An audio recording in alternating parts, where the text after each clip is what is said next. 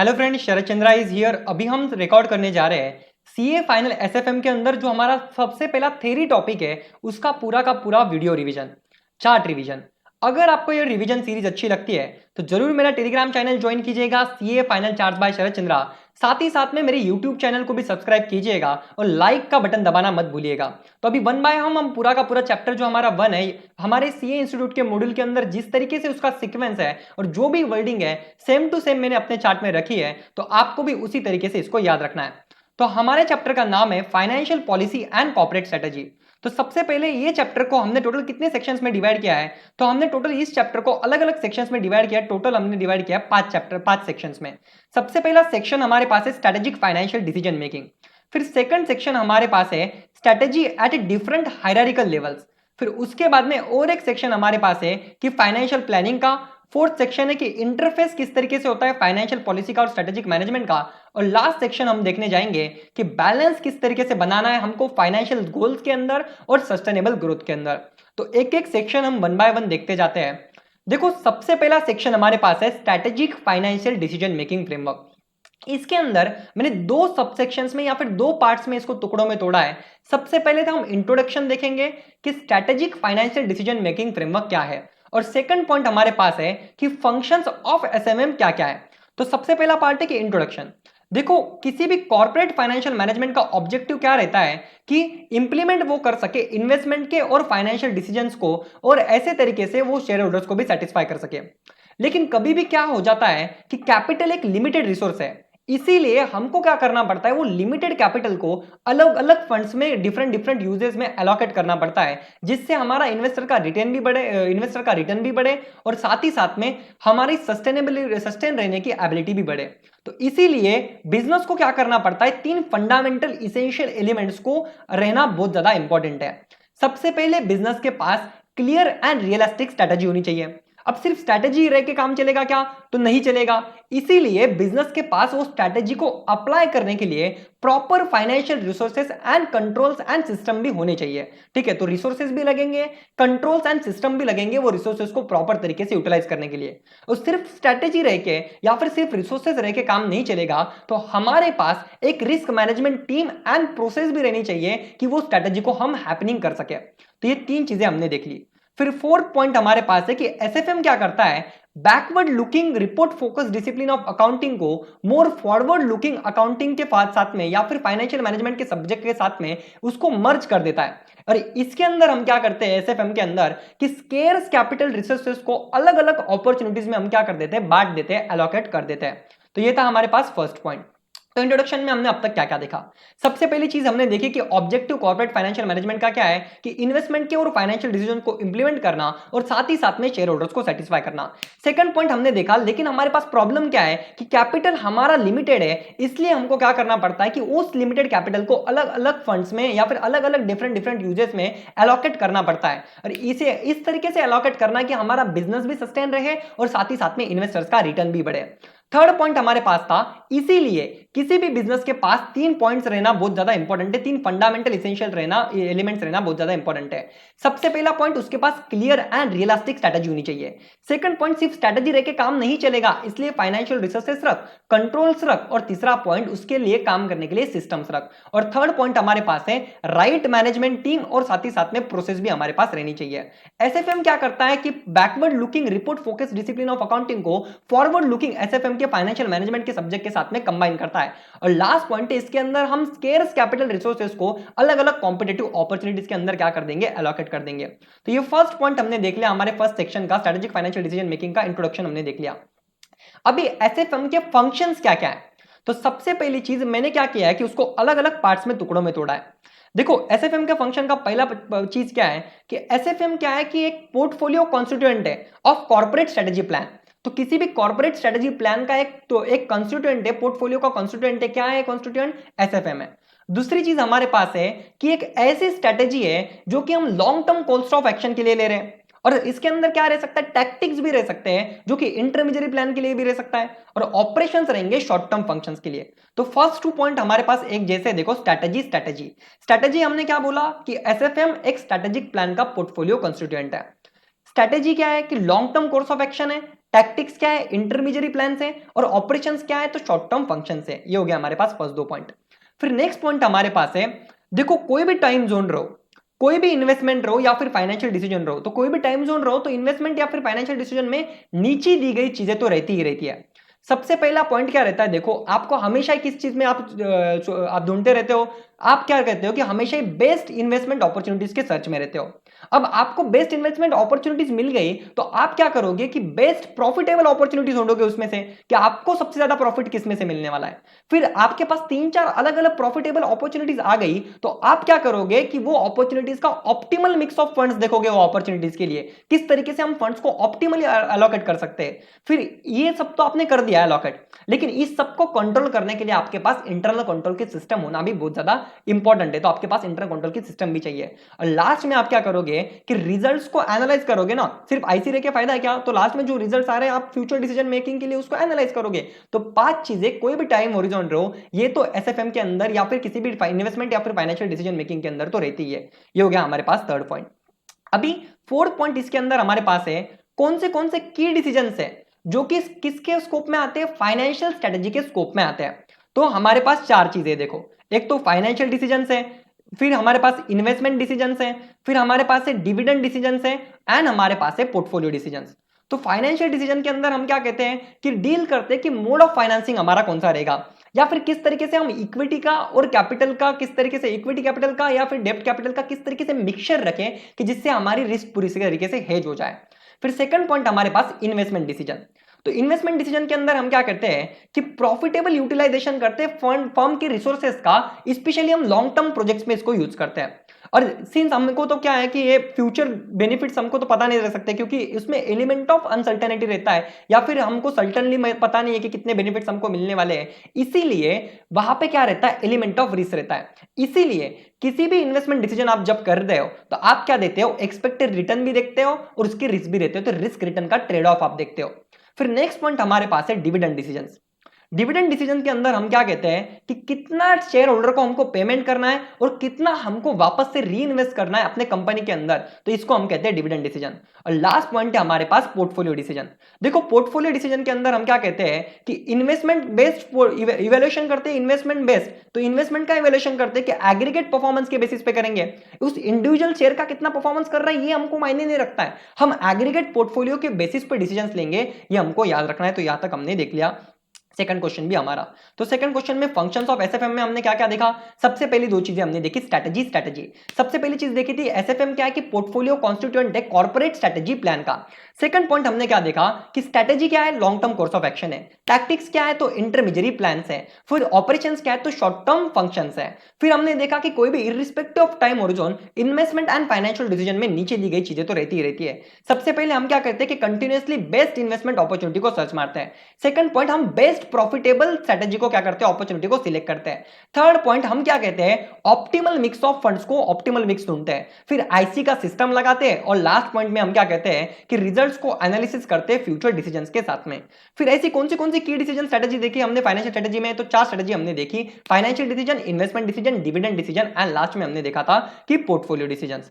तो यहां तक हमारा फर्स्ट सेक्शन खत्म होता है। फिर सेकंड पॉइंट हमारे पास है कि स्ट्रेटजी डिफरेंट लेवल्स पे कैसे रहती है, सेकंड सेक्शन हम देखने जा रहे हैं। तो देखो डिफरेंट लेवल्स पे स्ट्रेटजी जो भी जाती है उसको हमको 3 लेवल पे स्ट्रेटजी पे देखना पड़ता है।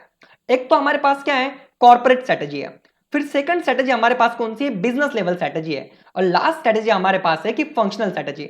तो वन बाय वन हम देखते जाते हैं कि इस लेवल पे किस तरीके से स्ट्रेटेजिक डिसीजन मेकिंग होता है। सबसे पहले हमारे पास क्या था कि कॉर्पोरेट स्ट्रेटजी था। तो कॉर्पोरेट स्ट्रेटजी क्या रहती है, देखो ये फंडामेंटली किससे रिलेटेड है, तो देखो कॉर्पोरेट लेवल के बंदे क्या करते हैं कि सिलेक्ट करते हैं कि बिजनेस कौन से बिजनेस में कंपनी ने जाना चाहिए, और सेकंड पॉइंट क्या कहते हैं कि कौन से बिजनेस में कंपनी ने कॉम्पीट करना चाहिए या फिर डेवलप करना चाहिए अलग अलग पोर्टफोलियो ऑफ बिजनेसेस को। तो ये कंसर्न है कॉर्पोरेट लेवल स्ट्रेटजी के साथ। कोई भी कॉर्पोरेट लेवल स्ट्रेटजी के लिए आपको 3 बेसिक क्वेश्चंस का आंसर ढूंढना बहुत ज्यादा इंपॉर्टेंट है। सबसे पहली चीज, वो जो स्ट्रेटजी वो सस्टेनेबल है क्या, तो क्योंकि वो जो स्ट्रेटजी है वो आपके कॉमन ऑब्जेक्टिव जो है कंपनी के उसके साथ में अलाइन होनी चाहिए, उसको अकम्प्लिश करनी चाहिए, तो वो सस्टेनेबल रहेगी ना। क्योंकि आपकी कंपनी के ऑब्जेक्टिव कुछ और है और आपकी स्ट्रेटजी के ऑब्जेक्टिव कुछ और है, तो वो स्ट्रेटजी टिक ही नहीं पाएगी क्योंकि आपकी कंपनी के कॉर्पोरेट ऑब्जेक्टिव भी वो अचीव नहीं कर रही है।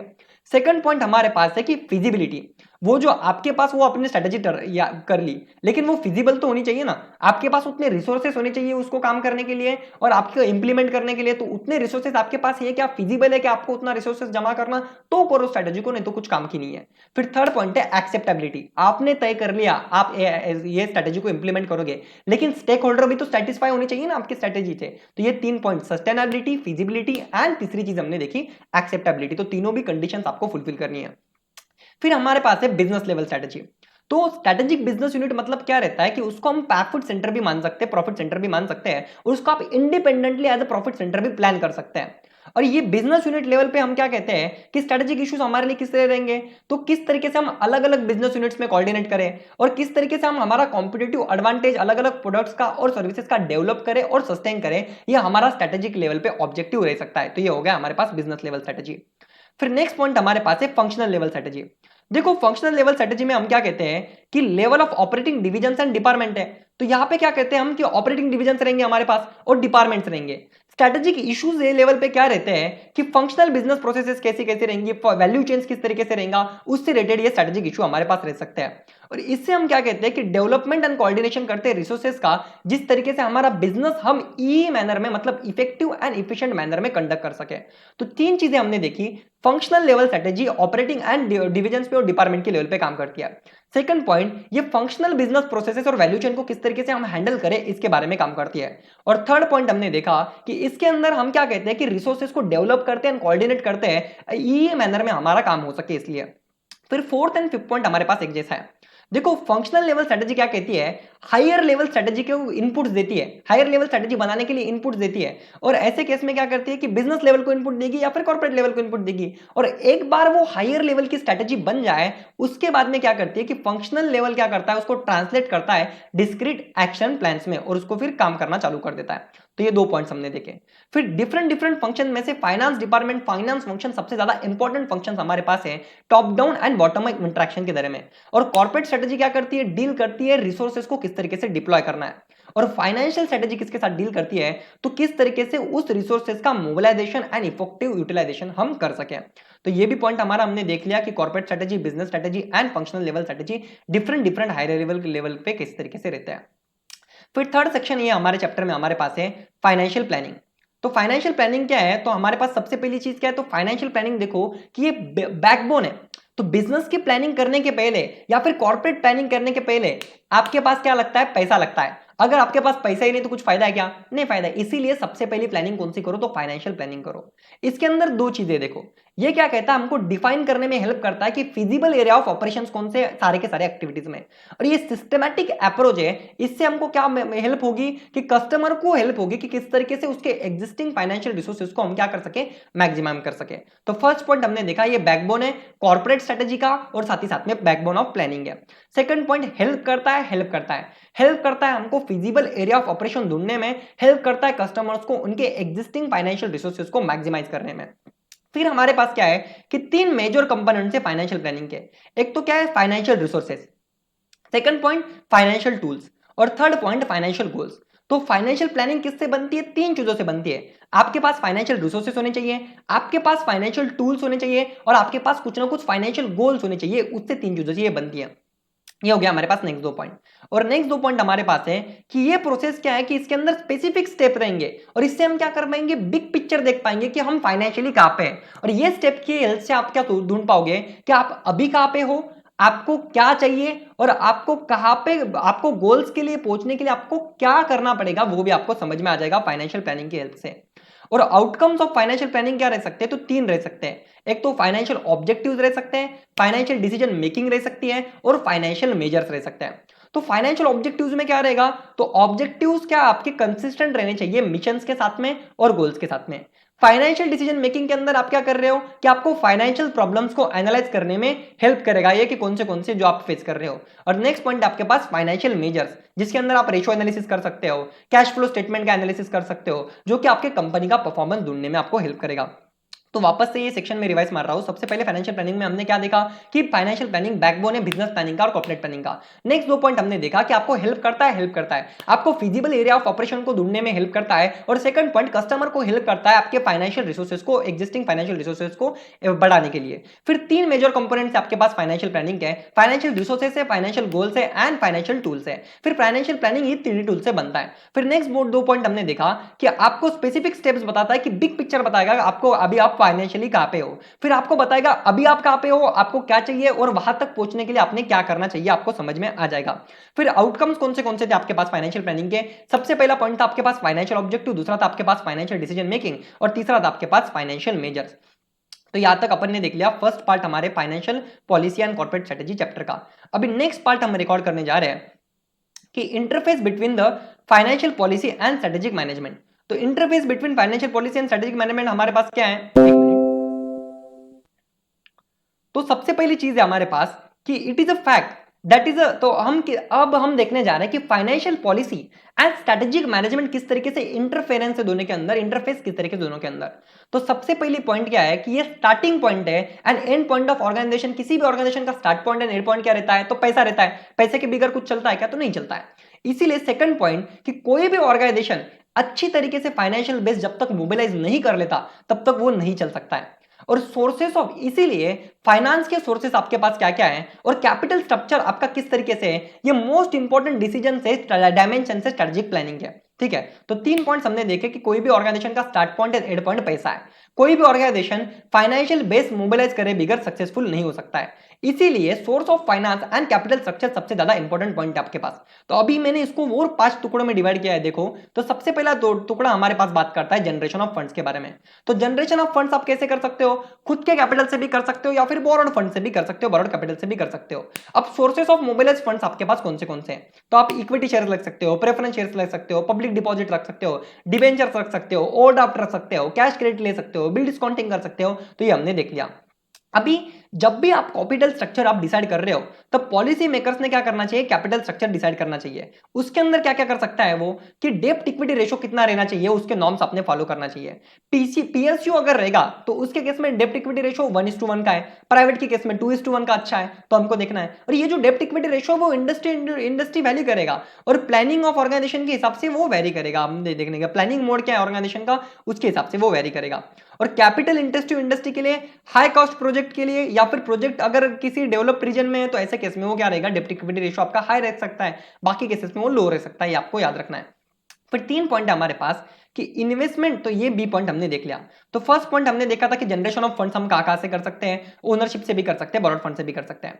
फिर नेक्स्ट पॉइंट हमने क्या देखा था कि किस तरीके से पॉलिसी मेकर्स ने कैपिटल स्ट्रक्चर डिसाइड करते हुए ध्यान रखना चाहिए कैपिटल डेब्ट इक्विटी रेशो का।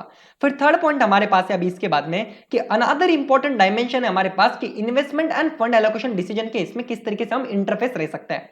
तो सबसे पहला पॉइंट हमको याद रखना है कि प्लानर को क्या करना पड़ेगा कि एक इन्वेस्टमेंट को रेगुलेट करने के लिए पॉलिसी रखनी पड़ेगी। सेकंड पॉइंट, इन्वेस्टमेंट प्रपोजल अलग अलग डिफरेंट यूनिट्स में जब हम डिवाइड कर रहे हैं तो वो 3 ग्रुप्स में हम डिवाइड कर सकते हैं। नए प्रोडक्ट के लिए आप इन्वेस्टमेंट कर रहे हैं, नए प्रोडक्ट एडिशन करने के लिए आप इन्वेस्टमेंट कर रहे हो गया पहली पॉइंट। आपकी जो एग्जिस्टिंग लेवल ऑफ ऑपरेशन है उसको बढ़ा के लिए आप इन्वेस्टमेंट कर रहे हो गया हमारे पास सेकंड पॉइंट। और थर्ड पॉइंट आपके पास क्या रह सकता है कि आपको कॉस्ट रिड्यूस करना है और इफिशिएंट यूटिलाइजेशन ऑफ रिसोर्सेज करना है, इसलिए आप इन्वेस्टमेंट कर रहे होगे हमारे पास थर्ड पॉइंट।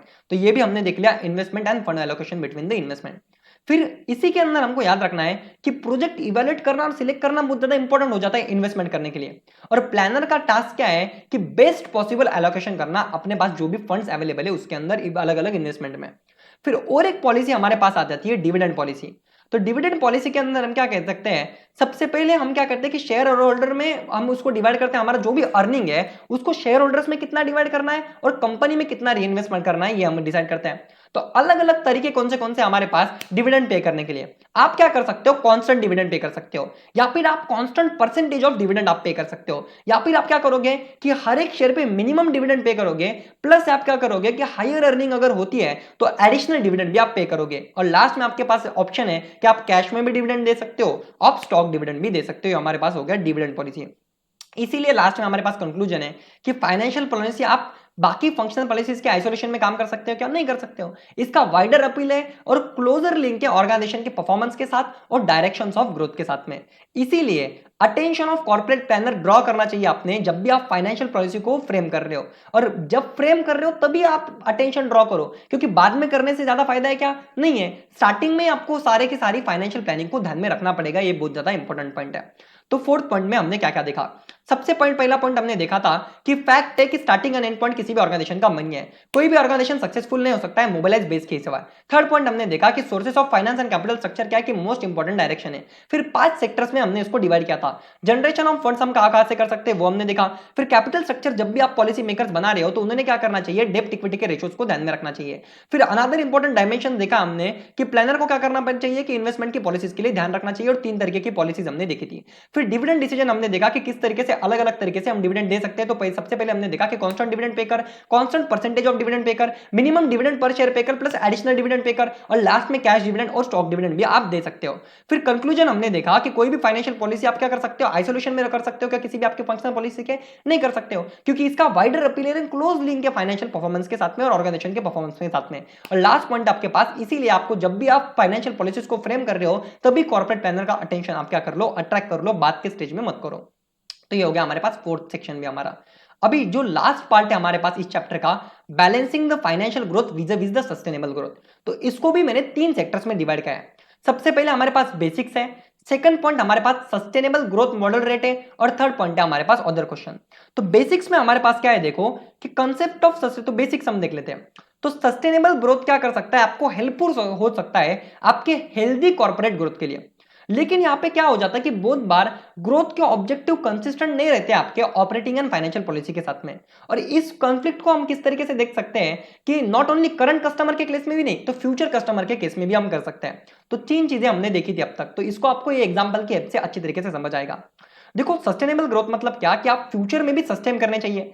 तो ऑयल कंपनी के केस में क्या, ऑयल कंपनीज क्या कर सकती है कि फ्यूल लिमिटेड रिसोर्सेस है, तो उनको सेव फ्यूल कैंपेन चलाना पड़ता है बार बार में, क्योंकि अगर पूरा ऑयल अभी खत्म हो जाएगा तो ऑयल कंपनी सस्टेन रह सकती है क्या बाकी इसमें? तो इसको हम कह सकते हैं कि स्टेबल ग्रोथ स्ट्रेटेजी आपके पास। तो कोई भी कंपनी का क्या रह सकता है कि अरे हमारा प्रोडक्ट ज्यादा से ज्यादा बचे, ज्यादा से ज्यादा बिके, फिर भी ये कंपनी क्या कर रही है कि सेव फील कैंपेन कर रही है। क्यों कर रही है? क्योंकि उनको सस्टेन रहना है ज्यादा पीरियड के लिए, और उनको सिर्फ यहाँ के करंट कस्टमर को नहीं देखना है, उनको फ्यूचर कस्टमर को भी ध्यान में रखना है, ये आपको याद रखना है। फिर नेक्स्ट पॉइंट है हमारे पास कि अदर वेरिएशंस क्या रह सकते हैं स्टेबल ग्रोथ स्ट्रेटेजी के। तो आप इंक्रीमेंटल ग्रोथ स्ट्रेटेजी भी यूज कर सकते हो, प्रॉफिट स्ट्रेटेजी भी यूज कर सकते हो, या फिर आप क्या कर सकते हो? पॉज स्ट्रेटेजी भी यूज कर सकते हो कुछ टाइम के लिए, हम अभी रुक जाएंगे। तो ये हमने देखा था, तो ये हो गया बेसिक। फिर हमारे पास सस्टेनेबल ग्रोथ मॉडल क्या है और सस्टेनेबल ग्रोथ रेट क्या है। तो देखो सस्टेनेबल ग्रोथ रेट क्या है कि सस्टेनेबल ग्रोथ मतलब मैक्सिमम रेट ऑफ ग्रोथ है जो कि आप अचीव कर सकते हो आपके सेल्स में, और ये ऐसा मेजर है कि बिना पैसे बोरो किए भी, तो बिना बोरोइंग लिए भी आप कितनी ग्रोथ ले सकते हो खुद के कैपिटल से। तो फैसिलिटेट ग्रोथ बियॉन्ड दिस, तो इसके ऊपर भी आपको अगर ग्रोथ करनी पड़ेगी तो ऐसे केस में आपको क्या करना पड़ेगा? बोरोइंग करना पड़ेगा।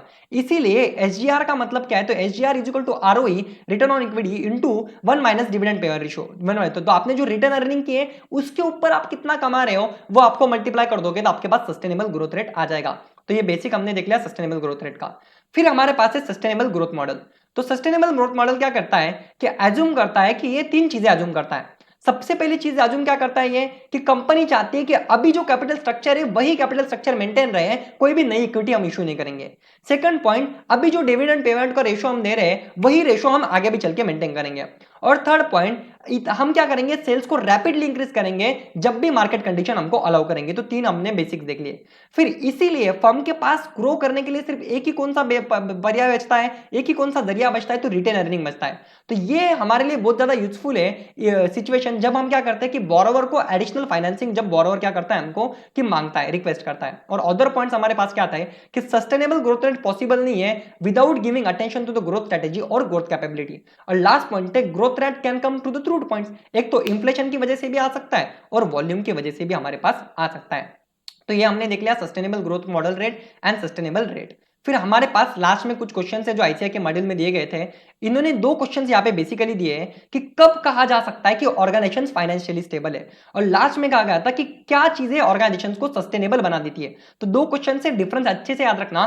कब कहा जा सकता है कि ऑर्गेनाइजेशन फाइनेंशियली स्टेबल है, मतलब क्या बनाता है ऑर्गेनाइजेशन को फाइनेंशियली स्टेबल, और व्हाट मेक्स ऑर्गेनाइजेशन सस्टेनेबल। तो दो अलग अलग थे।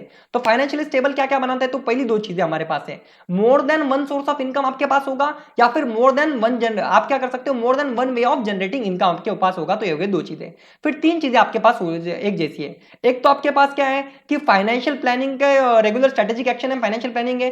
फिर आपके पास एडिक्वेट फाइनेंशियल सिस्टम्स है, और थर्ड पॉइंट आपके पास फाइनेंशियल ऑटोनॉमी है। तो फाइनेंशियल फाइनेंशियल फाइनेंशियल आपके पास फाइनेंशियल प्लानिंग है, फाइनेंशियल सिस्टम्स है, एंड फाइनेंशियल ऑटोनॉमी है। और आप क्या हो, आप क्लियर है आपके वैल्यूज की वजह से, और इसी वजह से आपकी पब्लिक इमेज बन रही होगी आपके पास। लास्ट दो पॉइंट तो यहां तक हमने देख लिया, फर्स्ट क्वेश्चन हमने देख लिया। फिर सेकंड पॉइंट हमारे पास है कि ऑर्गेनाइजेशन को ज्यादा सस्टेनेबल क्या बनाता है। तो आपके पास क्लियर स्ट्रेटेजिक डायरेक्शन होनी चाहिए। सेकंड पॉइंट, आप क्या करने चाहिए कि आप एनवायरनमेंट को स्कैन करते आना चाहिए आपको, कि जिससे किसके कंटेक्स्ट में, तो अपॉर्चुनिटीज कौन सी वो ढूंढने के कंटेक्स्ट में। ये हो गया हमारे पास फर्स्ट दो पॉइंट। फिर नेक्स्ट दो पॉइंट हमारे पास क्या है कि आपको कॉम्पिटिटिव स्टाफ को अट्रैक्ट करता आना चाहिए और रिटेन करता आना चाहिए। फिर नेक्स्ट पॉइंट, आपके पास एडमिनिस्ट्रेटिव एंड फाइनेंशियल इंफ्रास्ट्रक्चर होना चाहिए। तो resources third and fourth point हमारे पास हो गया।